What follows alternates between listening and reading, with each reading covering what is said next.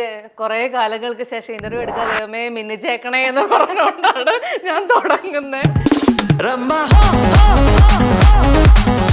നടുപ്പേജ് കീറി. അതെന്തായിരുന്നു അത്രയും തവണ നടുപ്പേജ് കീറാനുണ്ടായ കാര്യം? ട്രൗസർ കീറുന്നതും പലർക്കും ഞാൻ ഉണ്ടാക്കിയ പാട്ടാന്നും കൂടി അറിയില്ല. നടുപ്പേജ് കീറി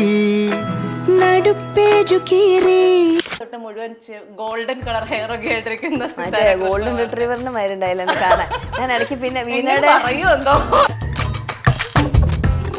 ആൾക്കാരെന്തെങ്കിലുമൊക്കെ ചോദിച്ചു പറയുമല്ലോ. പക്ഷെ ഞാൻ പിന്നെടുത്ത് നോക്കുമ്പോൾ ശരിയാണ്, അവരെ കംപ്ലീറ്റ്ലി കുറ്റം പറഞ്ഞേ.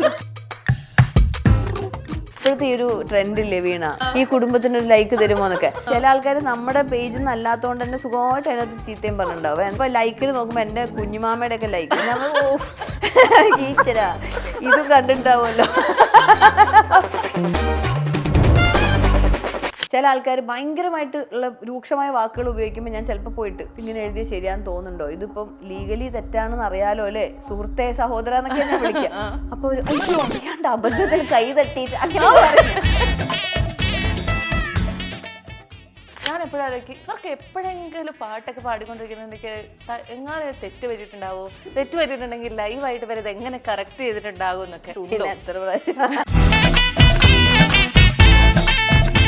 ഈ പാട്ട് പൊന്നിൻ കണിക്കൊന്ന് പാടുമ്പോ ഞാൻ പാടിക്കൊണ്ടിരിക്കുന്നതിന്റെ ഇടയിൽ ബ്ലാങ്ക് ആയി. എനിക്ക് എങ്ങനെ വന്നാലും അടുത്ത വരി കിട്ടണില്ല.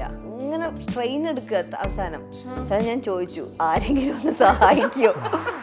പൊന്നിൻ കണിക്കൊന്ന